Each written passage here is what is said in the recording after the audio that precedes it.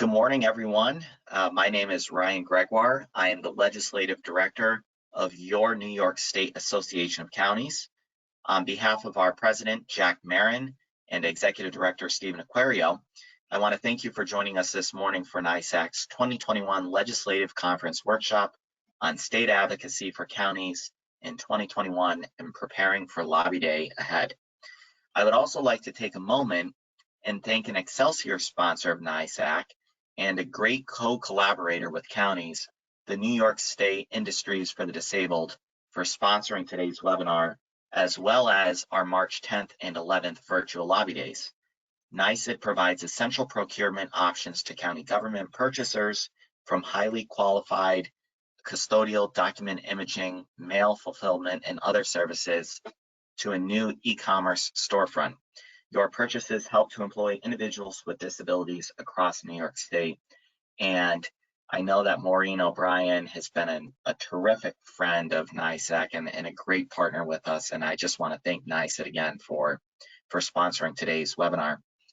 Today, I'm also joined by a great friend of NYSAC's, Louise Montez, the Senior Vice President and Partner at McBride Consulting and Business Development Group. Louise is a public affairs, communications, and political consultant who has worked nationally and internationally, providing advice on lobbying, media relations, crisis management, building community relations, directing coalitions, and building grassroots support. Born in Wisconsin, raised in Latin America before returning to the US for college, Louise brings a truly international viewpoint and know-how to his work. Louise works as a political consultant in local, state, and federal campaigns domestically, as well as in several Latin American countries, such as the Dominican Republic, Guatemala, Panama, Honduras, Mexico, Nicaragua, El Salvador, Ecuador, Peru, and Bolivia.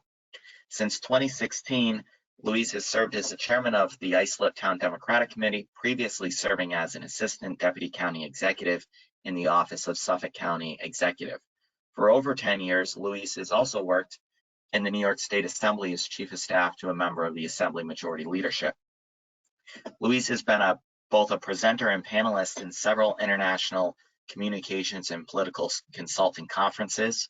He is also a political analyst and contributor for the national and international media outlets such as Voz de America, Univision, El Diario La Prensa, NTN 24, and Vivo Play. His columns are published in the US and throughout Latin America.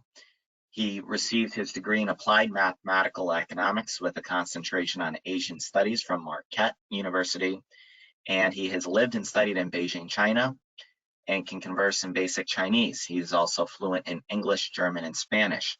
And perhaps, and maybe this is why I should take a trip down to Long Island, but I found out this morning that Louise is not only an avid traveler, but also a self-proclaimed foodie. And he resides in Suffolk County with his wife and his 3 daughters. And it sounds like I'm going to be heading down to Long Island for dinner this evening. But I want to take a moment to thank all of you for joining us to share your expertise and experience with the county membership. Louise, thank you for being with us. And before I begin today's presentation, if you do have a question during the presentation, please feel free to type that into the question panel on the right hand of your screen. Louise and I will go ahead and answer these questions in the order they are received after today's planned remarks. And I hope, again, that you find this workshop to be informational and helpful. So with that, let's get right into it. This is the agenda for today. We're going to talk about the background and makeup of the New York State Legislature, the state budget process, the state legislative process, tools for advocating your message, NYSAC's new policy briefs, and the logistics of March 10th and 11th lobby days. And then what I'll do is, after I go through this brief presentation, I'm going to turn it over to Louise to see if he can add some additional color and information from his expertise and experience. Certainly he has many years of advocacy with the state legislature, and as I just noted, is an expert in lobbying the state government and federal government. So Jeanette, if we could go to the next slide, thank you. So I want to briefly talk about the State Senate, the Executive Chamber, and the New York State Assembly. And many of you who are on today's call are familiar with this slide in a prior presentation that I provided to everyone. And much like last year's presentation, this year's presentation has similar themes. And that is that, once again, in both houses of the legislature, we have several new members that have come in, a lot of. And so let me just talk to you a little bit about what that looks like across the state. The state Senate is comprised of 63 members, led by Andrea Stewart-Cousins. She's the temporary president of the Senate and the majority leader. There are 43 members in the majority party, 20 members in the minority party. And in the event of a tie, just like at our national government, Kathy Hochul, our lieutenant governor, cast that deciding vote. Now, of the chamber's 63 members, 14 members are new members this year, and 17 members were new in 2019, which means that more than half of the Senate has less than 4 years of state legislative experience, and more than 2/3 of the chamber has only been in office since 2015. So why do I bring that up to everyone? This is important because as local elected leaders in your community, and for us here at NYSAC and our partners like Louise, we have to spend an enormous amount of time on educating, briefing, and bringing these new members up to speed, particularly if they don't have prior county government experience. And there's a handful of new members that do, which is helpful because we've been engaging with them to help have them share their perspective to the other new colleagues.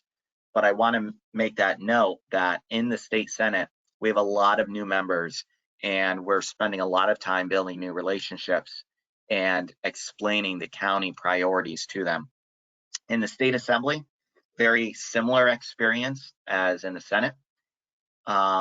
Again, the assembly is much younger, and the members are much more inexperienced to governing than in a historical perspective.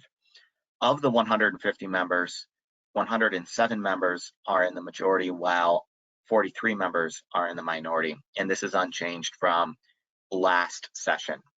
The Assembly has retained this relative balance of power for this century and much of the prior since the early 1970s after the Watergate scandal.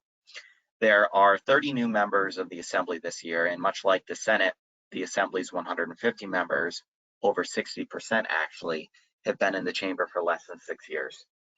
Interestingly, the longest tenured members of the Assembly predominantly come from the districts within New York City or its surrounding suburbs. The Senate is more mixed, however. The longest tenured members of the Senate typically come from safe districts for both Republicans and Democrats, upstate districts for Republicans and downstate districts for Democrats. Although I will say my former employer, Neil Breslin, is the dean of the Senate now, having been in that chamber since 1996. So, and then of course, everyone knows the executive chamber is led by Governor Andrew Cuomo, who is in his 3rd term as governor of our state. Next slide, please. Okay, so state budget process. Go ahead, Jeanette, thank you. So from January to June, that's when the state budget and the end of session occurs, right? The budget process for NYSAC actually kicks off in August of the year prior. So we send out a call to action to our members. We work with the NYSAC board of directors with all of our standing committees to set our agenda, what I call our DOB agenda, our budget asks for the executive, and that occurs again in August and September. And then we start meeting with the executive and the division of budget to try and influence those policy priorities to be included as part of the governor's executive budget proposal, which takes place in early January, both his state of the state and executive budget. And for the last couple of years, he's been combining those two addresses together. Some inside baseball for everyone. If you're not in the executive budget, it's it's more than 1,000 times more difficult to get your policy considered through the rest of the session. The state executive budget and the enacted budget in New York has a tremendous amount of influence and power over what policy is advanced in the state of New York. I talk to my peers, and Louise, if you want to chime in, please do so. But I talk to my peers across the state, and they don't experience the same dynamics. Our friends in California and Texas have a similar situation where their state budget is a very powerful tool for policy, but in many other states, that's just not the case, and they find that odd that policy finds its way into a budget document. But I did just want to share that fun fact with everyone. Jeanette, next slide, please. Okay, so the governor's timeline, and I talked about this a little bit, but the executive budget is presented on or before the third Tuesday after the first Monday in January. So usually it usually falls the day after Martin Luther King Day. And the submission includes the schedule of revenues, proposed appropriations, Article 7 language, reappropriations as well. And there's usually anywhere between 10 and 12 documents that are combined over 2,000 pages. And the governor has the authority to amend his budget at a 21-day threshold and also a 30-day threshold. Go ahead and next slide, please. So the joint revenue forecast, and this meeting actually just took place 2 days ago. The governor and the legislature convened a joint meeting. So Assemblywoman Helene Weinstein, who is the chair of the Assembly Ways and Means Committee, and the chair in the Senate of the Finance Committee, Liz Krueger, along with the budget director, Robert Mujica, came together, and they invited several economists to come and present on the state of New York's economy and what the legislature and governor can expect to receive in additional revenue above and beyond what is presented in the executive budget. So right now, as we speak, they are in negotiations, and they should be coming to an agreement by March 1st if everything goes smoothly, although last year that was not the case for the first time in decades, maybe over a century. But the governor and legislature have to agree on a consensus on the economic and revenue forecast, which means how much money is available, if any new money is available to be spent as part of this upcoming budget negotiation. So that's important to know, because on March 1st, which happens to be 9 days before our lobby day, our virtual lobby day kickoff, the governor and legislature, and if they don't come to an agreement, the state comptroller issues binding revenue numbers by March 5th. So that's really critical for everyone on this webinar to be aware of. If they agree, and it looks like they're going to agree to additional revenue above and beyond what's included in the governor's budget, that means that we, as one of the many stakeholders in New York State and advocacy groups, has an opportunity to get some more funding and restore some of the cuts that are presented in this year's budget. So I just want to make a note of that. Legislature's timeline. Here we go. So a key item to remember for everyone: they are not allowed to alter appropriation bills submitted by the governor except to strike or reduce items therein. You have heard myself, Dave Lucas, and the entire NYSAC team talk about this quite a bit over the past few years. So for example, let me make this real concrete for everyone. The governor's budget this year proposes a 5% across the board state aid cut for counties going into next state fiscal year 2022. The legislature cannot just go in and change those numbers to restore them back to where they were. They have to agree with the governor, with the executive, to buy back those provisions.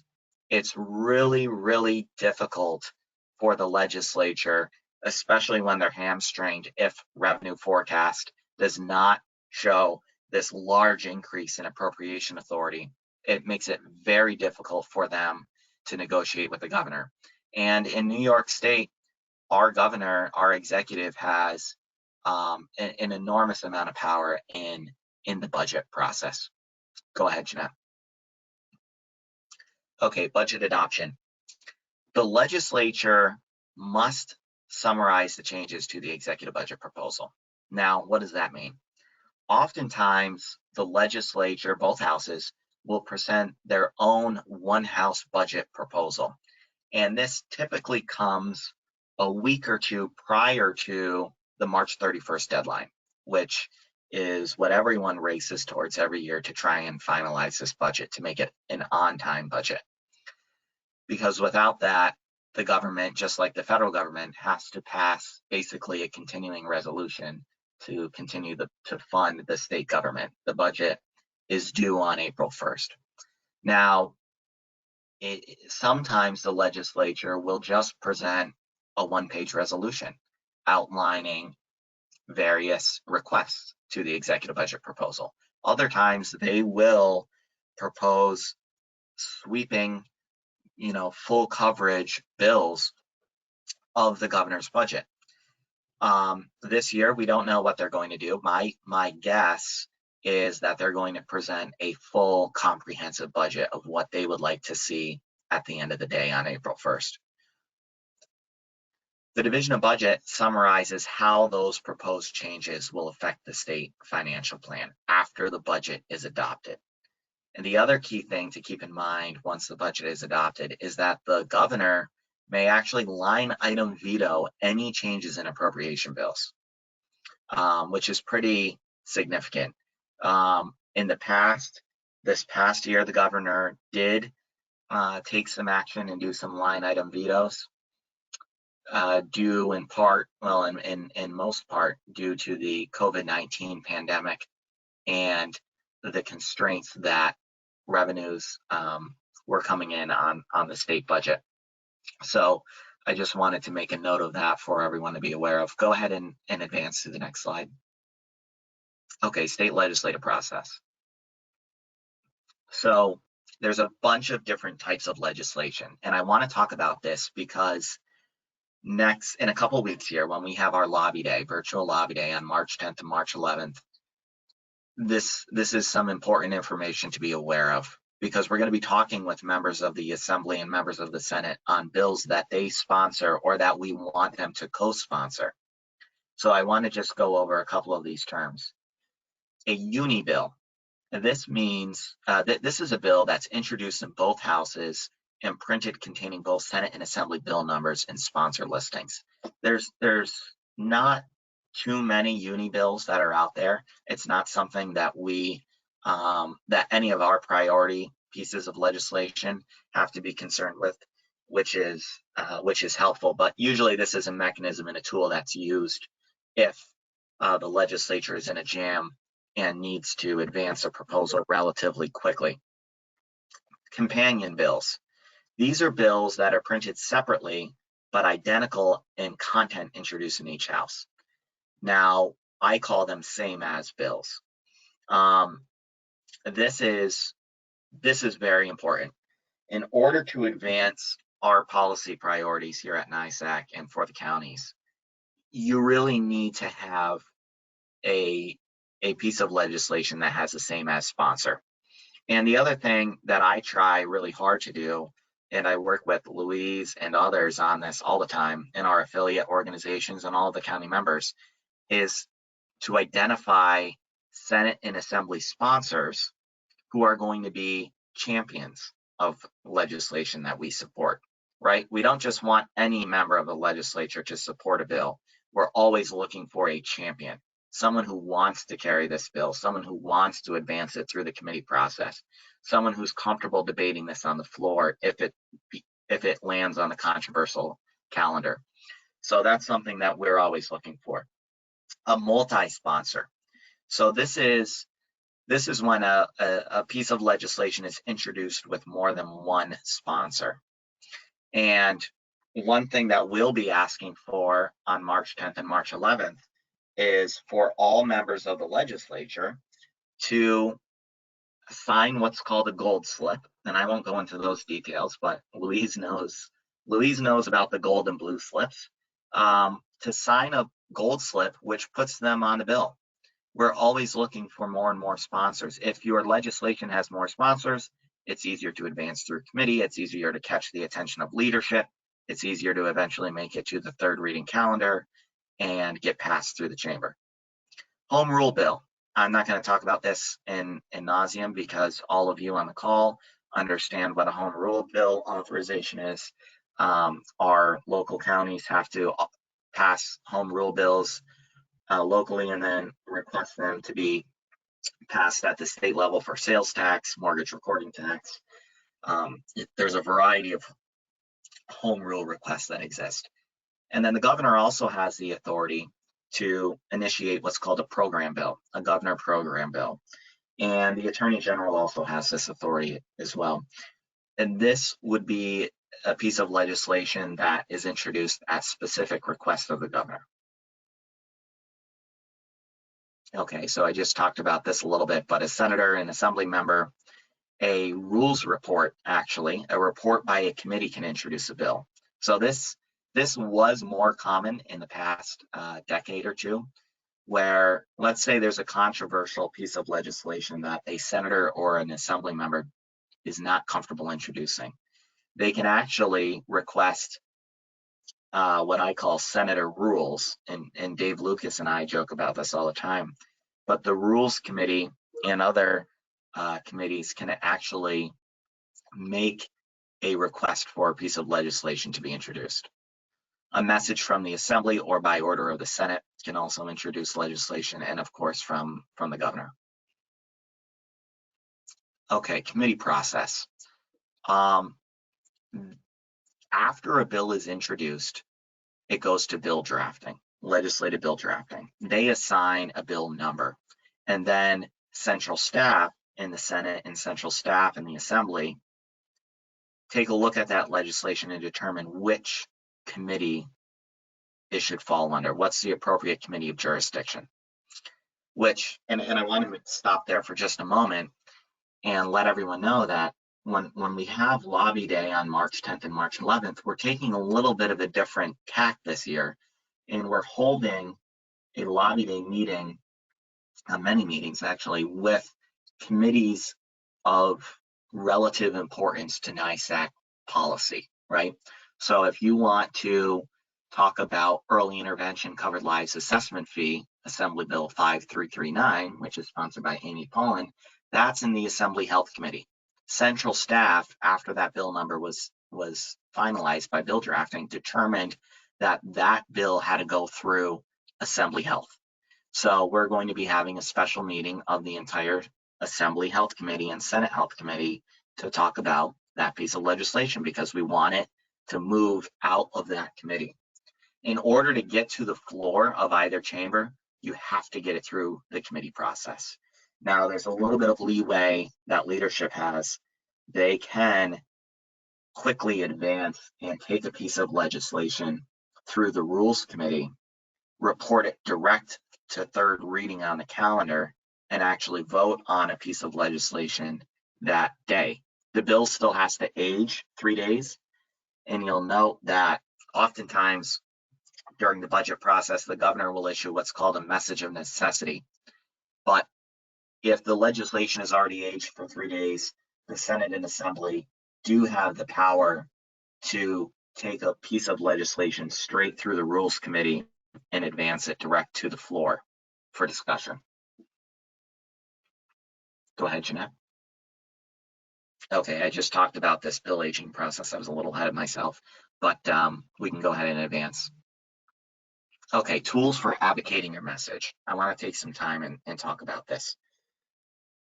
During the meetings, one thing that I try and always focus on myself, and I always remind our team as well, talk about the impact, the local impact of this legislation. Why is it important? For example, we worked very closely with Suffolk and Nassau County last year on trying to kill a piece of legislation that would have had an enormous, well, that has the potential now to have an enormous impact on the county finances. The way that we resonated this message to the legislature was through an example at the local level. Why did it matter to Suffolk County? Why did it matter to Nassau County? The state lawmakers and the staff, they're bombarded. You have to keep in mind that these folks, I was one of them, Louise was one of them. You have anywhere between 20 and 30 meetings a day during session. It's just a constant parade of information. And there are so many different advocacy groups out there that are trying to advance their message. So you have to stand out. And how do you stand out? It's by telling that local story. Now, the advantage that NYSAC and our counties have is that you all have a particular relationship with your state lawmaker that's much stronger than a lot of other advocacy groups. So you already know these folks. They know you quite well because you run in the same circles. You're in a local elected official or you're a local county manager or a leader in their community. So they tend to take under advisement our meetings, our information in a little bit of a different light to our benefit than some other groups. And then at the end of the day, you also want to make sure that you follow up with them and thank them for the meeting. Ask if they have any additional questions. If they did ask you questions during the meeting, make sure you follow up and provide additional information. Next slide. So where can you find NYSAC policy, right? There's so many issues that counties work on. And if you go to our website, and I hope everyone's had a chance to take a look at our new website, but if you go to the website and click on the advocacy drop-down menu, you can click on state legislative advocacy. And these policy briefs, and those are all links. And again, we'll provide everyone with a copy of this PowerPoint at the end of the presentation. But those links correspond to the meetings that we're going to be having on March 10th and 11th. We created specific targeted policy briefs that correspond to interests such as environmental conservation, higher education, etc. So I encourage everyone to go and take a look at those. It's policy and priorities that are specific to those committees of jurisdiction. Next slide, please. State budget advocacy, right? So there's the legislative advocacy that I just talked about on the prior slide, but there's also our budget advocacy. And when we meet with lawmakers on March 10th and 11th, it's a really critical time because the race to finalize the budget is on, right? They're going to present their one-house budgets right around that time frame, maybe on one of those days actually. And over the course of the next 2 weeks following that, they have to really iron out the details with the executive. So a lot of our time in these meetings are going to be spent on budget advocacy. And these are some documents. And again, if you click on the advocacy drop-down tool for New York State budget, you can find all of these different tools that we've created. And one piece that I would point everyone to, in addition to our impact report, is our executive budget scorecard. It's very simple. It's very easy to read. It's a green thumbs up if it's good. It's a red thumbs down if it's harmful to counties. Next slide, please. Okay, so this is what the schedule looks like. And I've received a lot of questions from folks. And I want to thank both Tom Oldfather on our staff and Jeanette Stanziano for helping me coordinate lobby day, virtual lobby day coming up here. But if you go to that link on our website, nysac.org/lobby day, you can click and register for the meetings that you're interested in. And we've included those policy briefs that I just showed a few slides ago under each of these meetings. So if you're interested in talking about policy that the State and Senate Committee on Crime Victims Codes and Corrections has jurisdiction over, then you should register for the meeting on March 10th at 12:30. Because I will tell everyone on the call, I've received a lot of positive feedback from members of both houses, both parties, that they're really interested and excited to hear directly from county members on these issues. They really like this format. They like that we're bringing them together in a bipartisan fashion, that we're talking just to the committee, and we're just going to be talking about issues that they have an impact over. That's their expertise and interest as a member of the legislature. Next slide. So I've talked now for quite a bit. I want to pause and turn it over to my friend, my colleague, Luis Montez, who has a ton of experience in lobbying the state legislature, is really an expert here in New York. We're very fortunate to have him with us. Luis, is there any additional advice that you can provide to counties? Do you want to tell us a couple stories and some of your perspective from your experience? Absolutely. Thank you so much, Ryan, and thank you, to NYSAC for putting this presentation together. I hope that every attendee finds that very useful. And for many that have not dealt with Albany, this may be a little foreign, especially the terminology and particularly the process, right? The legislative process in Albany is something is complex. It's as Ryan described. You are in a different context just because of the new the wave of new members that we have in the Senate and the Assembly.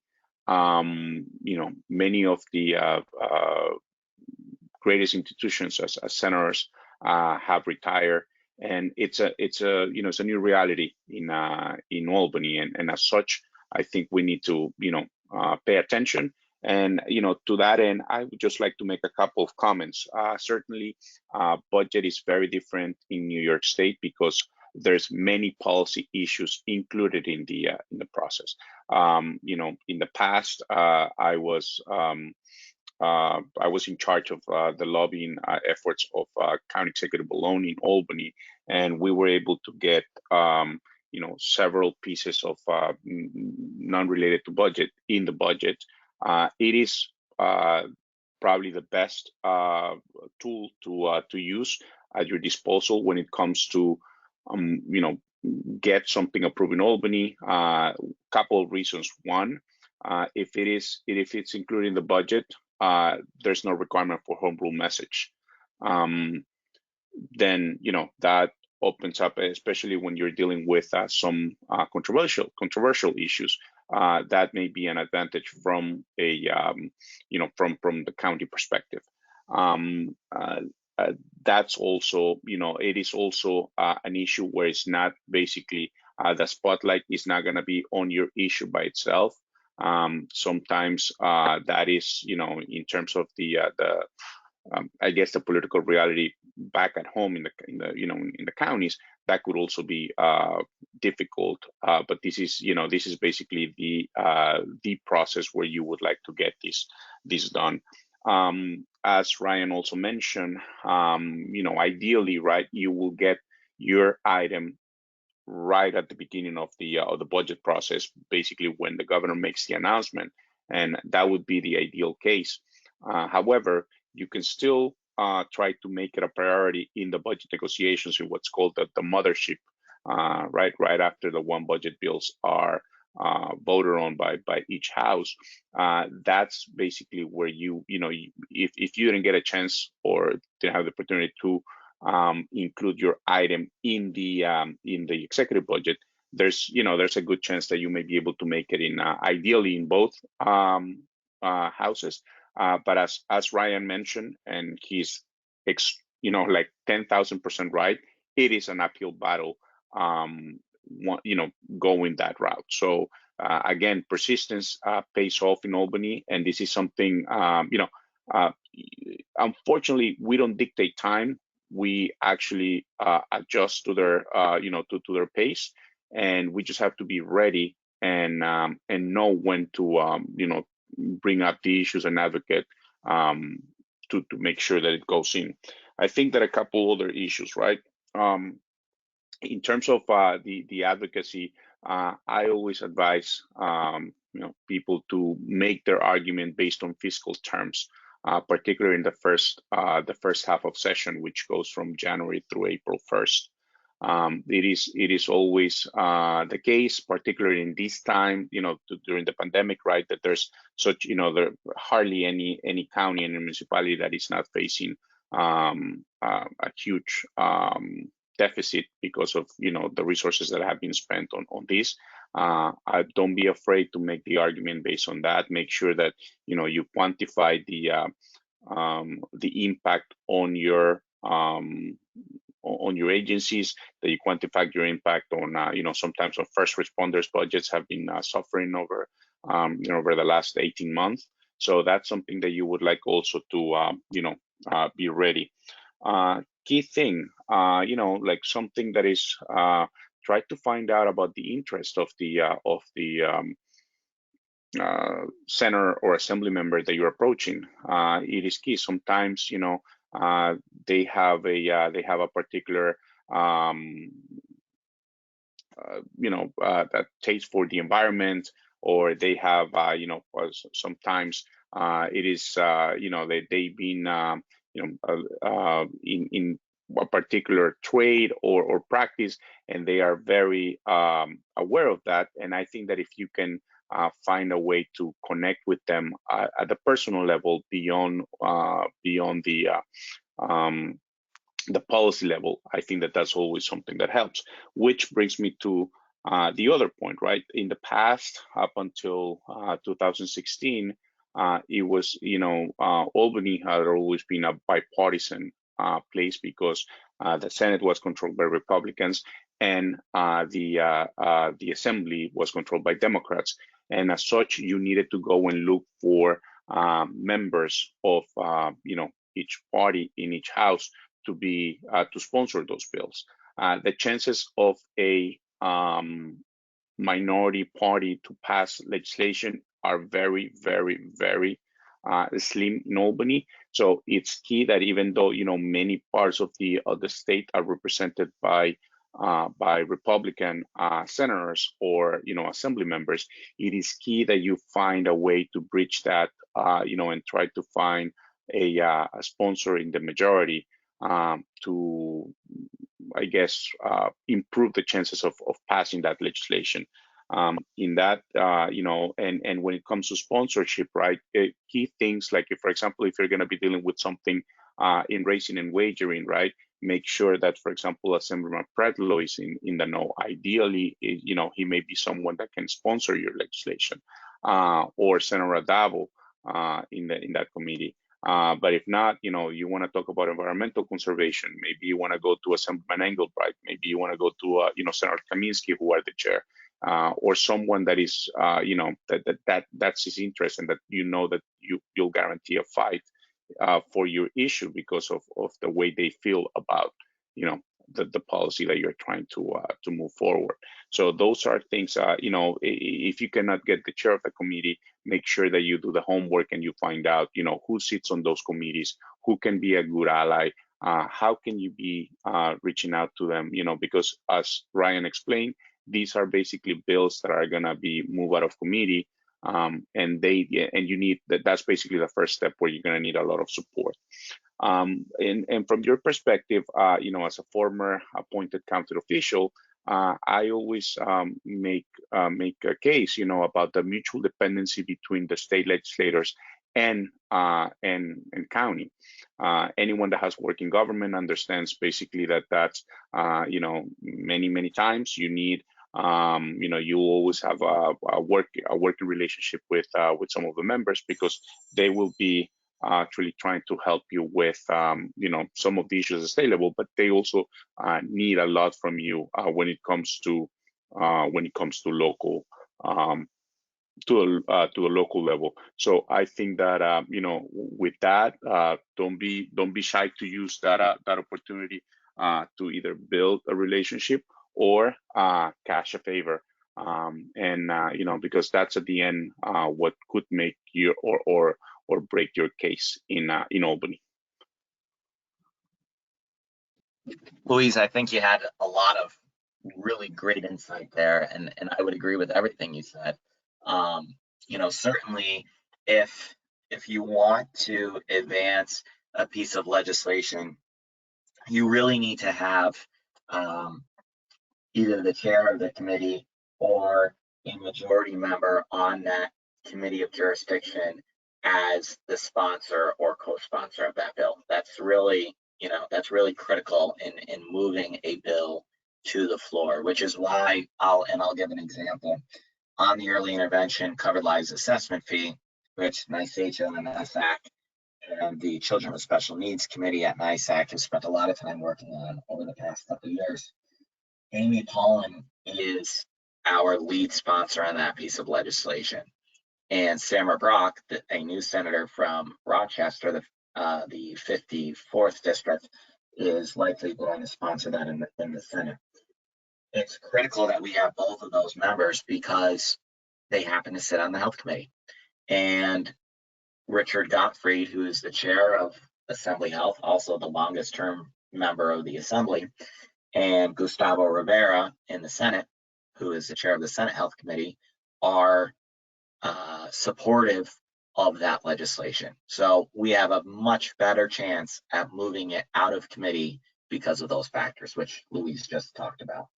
So let's now go to question and answer here. We do have a couple of questions that have come in. Again, if you would like to ask a question for either myself or Louise or both of us, please just type that into your question panel.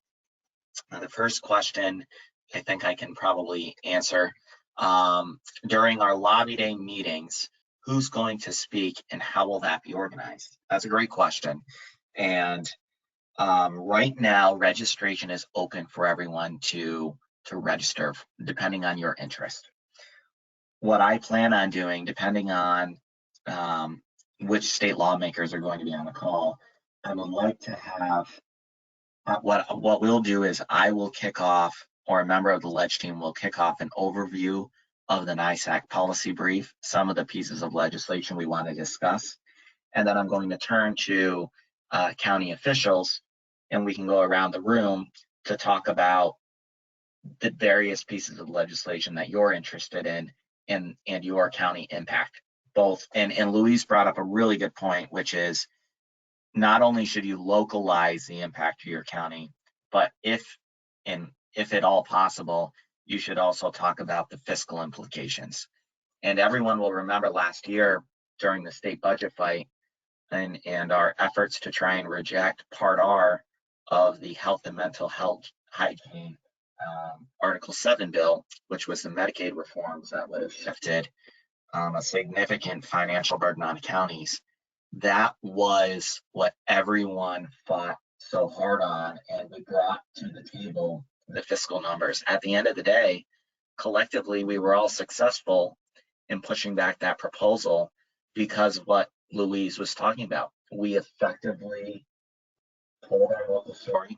We effectively talked about the financial impact to county government and our residents, our service recipients, and our property taxpayers.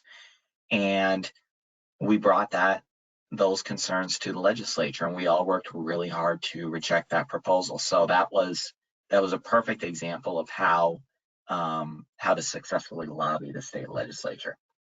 So that's going to be the outline for the meetings on March 10th or 11th. NYSAC will kick it off, and then we'll go around the room to local county officials, and then it's going to be a roundtable discussion with the state lawmakers where they can ask questions. So it'll be very, very similar to how it works in a testimony, essentially. We will present our facts, we will present our position, and then the lawmakers can have an iterative conversation. Okay, the second question here, and Louise, this one is for you. If you're lobbying on a particular issue to a committee where your representative is not a member, should you try to identify a committee member close to your county geographically, or just go to the committee chair if possible? What would you advise? Absolutely. Obviously, proximity to your location is always key, right? Right there, you have a natural affinity already based on geography. But don't be shy also to to go to a to the chair, right? That's ideal. That is, normally Albany it tends to be very hierarchical, and as such, the chair of committees are members that have been there for years. They know the process. They know how to move legislation, particularly in the assembly. That's a more it's I would say it's based more on seniority. The Senate, obviously, because of the conditions that Ryan spoke already. You have many members that came into office in 2018, and they became chair right away of committees. So that's something I think that we, that um, don't be afraid of asking a chair in the assembly, approach the chair in the Senate, and then I think that as long as you can find the right perspective and find the self-interest for the for the member, right, or the right cause, I think that's basically your best um, your best bet. Great, thank you, Luis. And this next question is for both of us.